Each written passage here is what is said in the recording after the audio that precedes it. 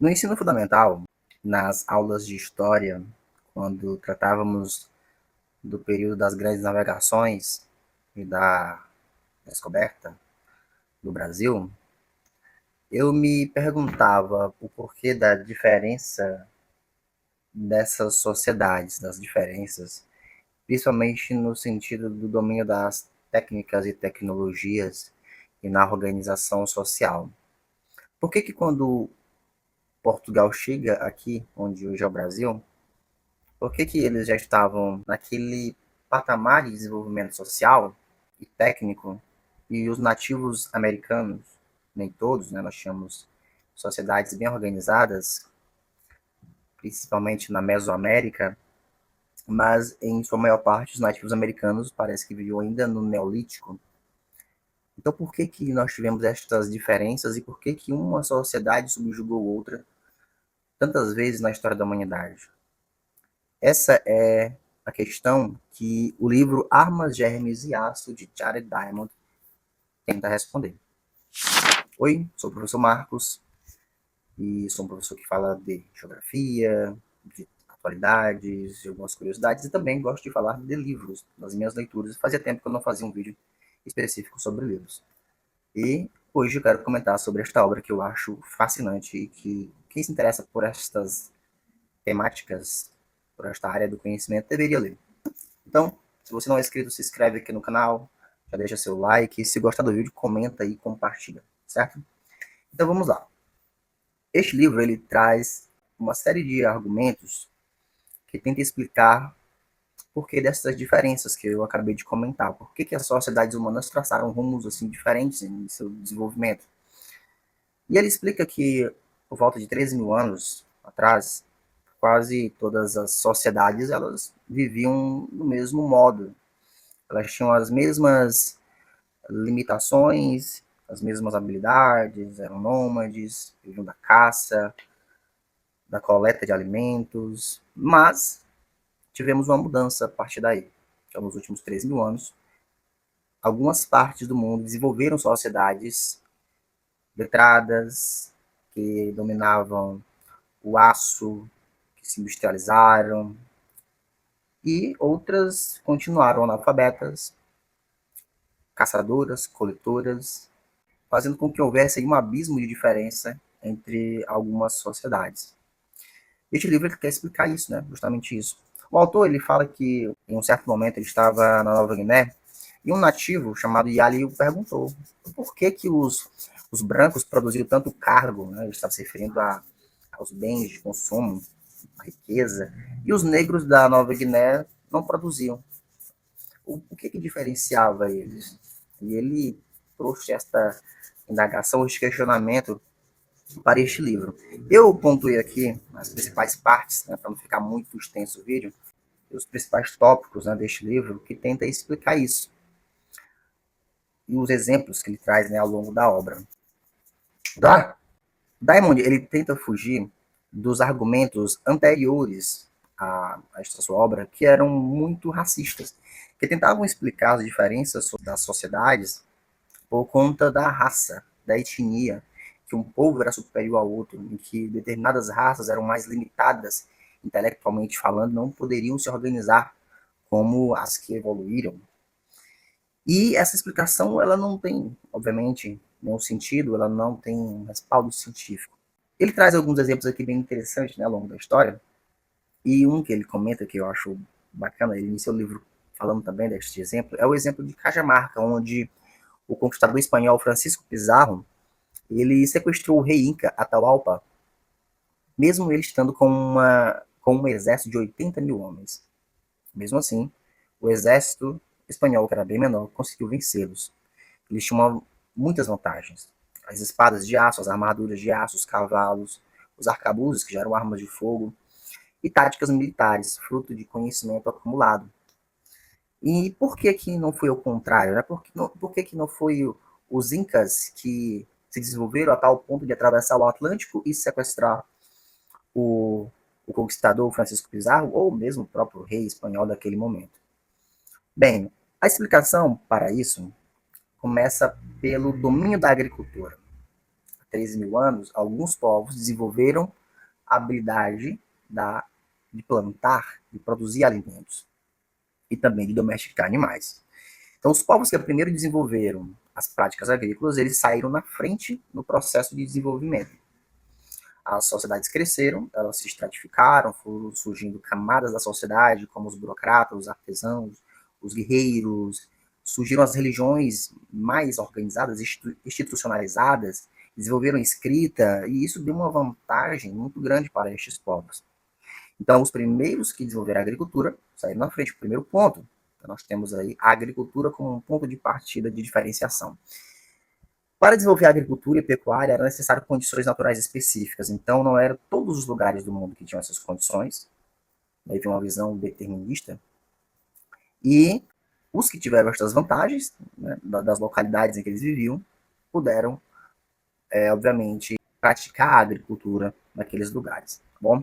Então a lógica, portanto, seria a seguinte: o desenvolvimento agrícola promoveu sociedades mais populosas, com estruturas sociais mais diversas e possibilitou a existência de hierarquias, como eu falei agora há pouco. Outro detalhe foi a domesticação de animais. Os animais, eles não só serviam como alimento, mas auxiliavam na produção, foram meio de transporte e também eram utilizados em táticas militares, em combate. Então, agricultura, domesticação de animais e sedentarismo. Isso promoveu sociedades bem distintas ainda ali na antiguidade, né, na pré-história. E a agricultura ela começou onde? Onde é que ela começa? Ela começa onde hoje é o Iraque, o Irã, o chamado Crescente Fértil, na Mesoamérica, né, nos Andes, no México, e partes da China e da África. Esses lugares tinham condições favoráveis, geograficamente falando, para que a agricultura fosse desenvolvida. As vantagens nem foram tão boas, nem sempre foram tão boas para os povos que desenvolveram a agricultura. Eles eram menos nutridos, eles gastavam mais tempo para produzir alimentos e tinham mais doenças. No entanto, essas doenças, que eu vou comentar mais à frente, elas se tornaram uma vantagem para estas pessoas, estas sociedades, certo? E olha só, por que os outros foram adotando a agricultura, os caçadores? Porque eles ou foram subjugados, né, pelos povos que já dominavam a agricultura, que eram sociedades mais organizadas, ou eles iam aderindo àquilo porque o alimento natural, né, ou seja, que eles coletavam, a caça também, os animais iam desaparecendo, aqueles recursos ficavam escassos, então eles acabavam aderindo à prática da agricultura também. E a vantagem, ela se deu muito ali na Eurásia. Então, China, o Crescente Fértil, porque nós tínhamos as condições geográficas ideais para que a agricultura se desenvolvesse ali. A região do Crescente Fértil, por exemplo, nós tínhamos o clima mediterrâneo, nós tínhamos ancestrais selvagens de muitas culturas cultiváveis, como a cevada, o trigo, a lentilha, o grão de bico. Tinha ali mamíferos que eram propícios para a domesticação, grandes mamíferos, não só para servir como alimentos, mas também para as outras finalidades que eu mencionei. No entanto, também temos os casos de lugares que tinham condições geográficas favoráveis, mas não desenvolveram a agricultura. Então, e aí ele cita que isso se deu por conta da menor disponibilidade de plantas selvagens, as plantas para serem cultivadas, e animais domésticos. Então, nós tivemos o desenvolvimento da agricultura e da pecuária, porque não tinha animais para domesticar, propícios para a domesticação, e também plantas selvagens para iniciar o cultivo, as culturas fundadoras, como ele chama. Com relação aos animais, ele traz umas curiosidades, né? Que, obviamente, que nós temos animais espalhados por todo o globo. No entanto, mais uma vez, ali na Eurásia, nós tínhamos a presença dos mamíferos que eram possíveis de domesticar. E aí ele cita uma diferença, né? Que você domesticar é diferente de você amansar um animal. A domesticação, ela não é algo, a domesticação não é algo possível de se fazer com todas as espécies, inclusive nem todas as espécies de mamíferos, né? Não é todas as espécies de mamíferos que podem ser domesticadas. E ele cita alguns fatores aqui que influenciam isso: a dieta do animal, a taxa de crescimento, se ele cresce, demora para crescer, o problema da procriação em cativeiro, a estrutura social deste animal, a índole dele. Tem animais que são muito violentos que não tem como colocar em cativeiro ou tentar domesticar, não tem como ele ter uma harmonia com os seres humanos. Outros têm uma tendência muito grande ao pânico. E isso, mais uma vez, deu vantagem às sociedades da Eurásia. É lá que tinham os animais mais propícios para a domesticação. Outro detalhe é a influência da geografia no que diz respeito à direção dos continentes. Se nós observarmos, o sentido da Eurásia é longitudinal, na horizontal, e o sentido da América é vertical, latitudinal também da África. Então nós temos uma variação geográfica, climática, por exemplo, muito maior ali na América do que na Eurásia. Então, na horizontal, temos mais climas semelhantes, condições geográficas semelhantes. E aí as culturas foram se espalhando. As culturas agrícolas e as técnicas de domesticação de animais.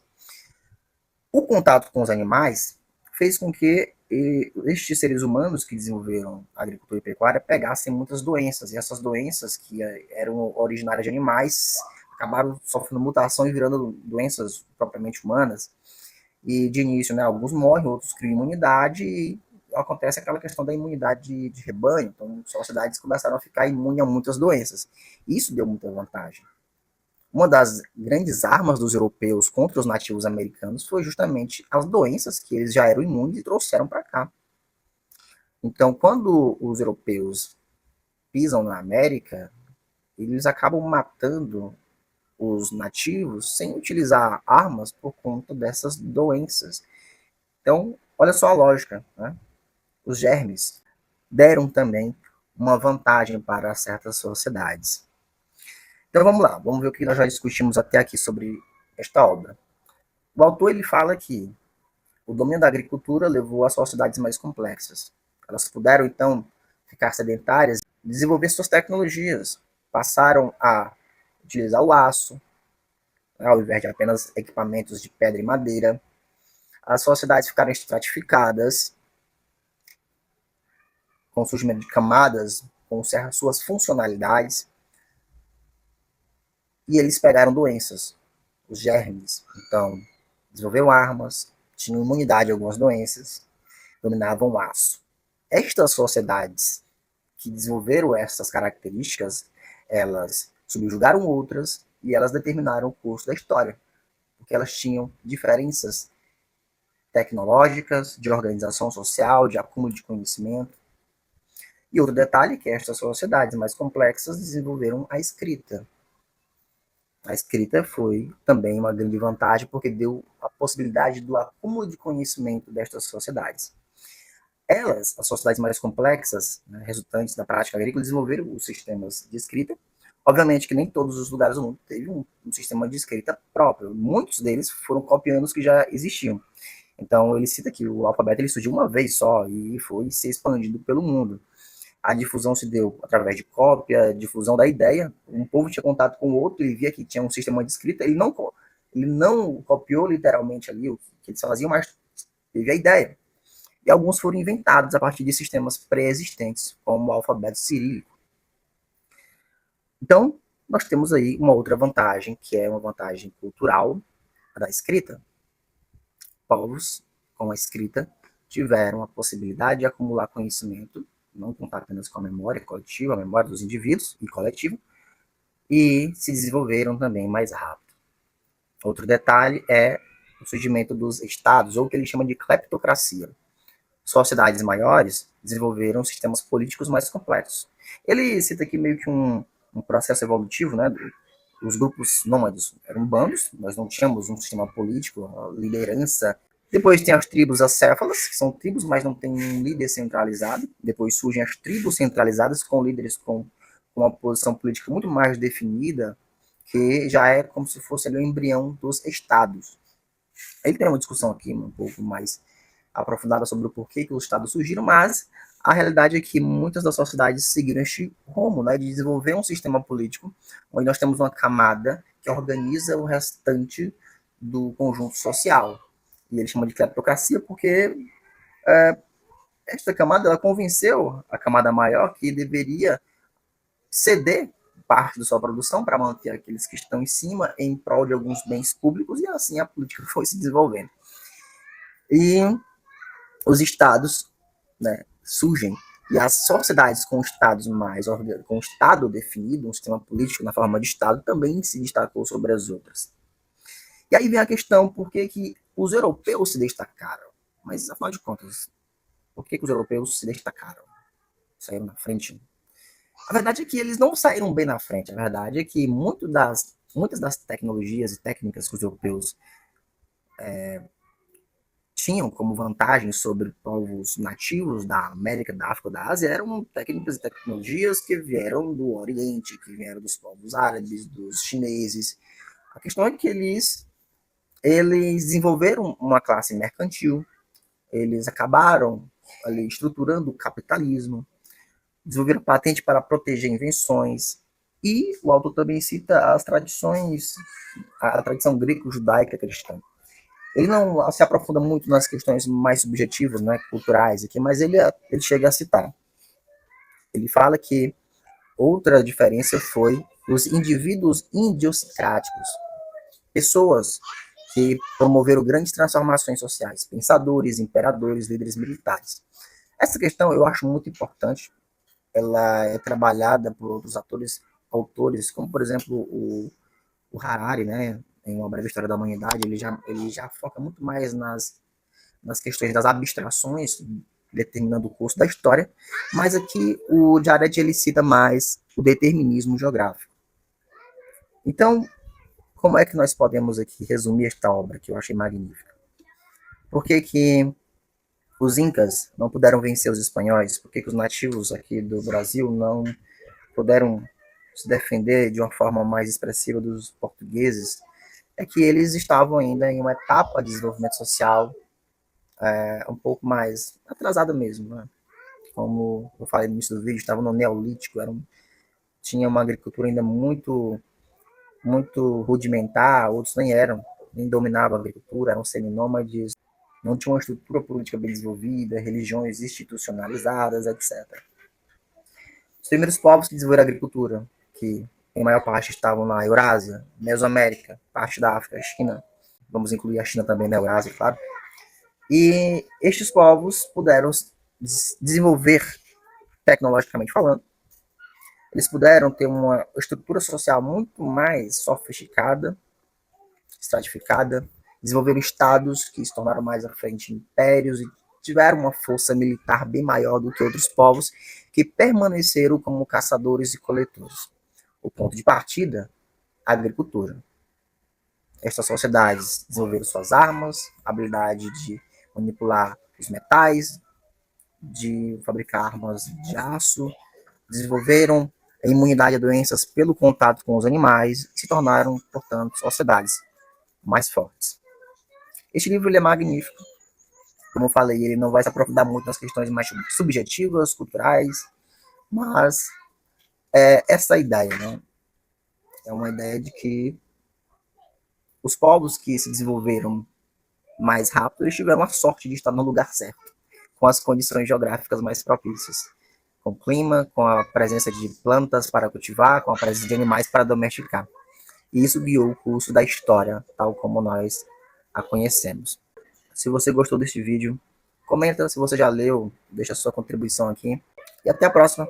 Até o próximo vídeo falando de livros. Tá? O professor Marcos agradece a atenção de vocês e até a próxima.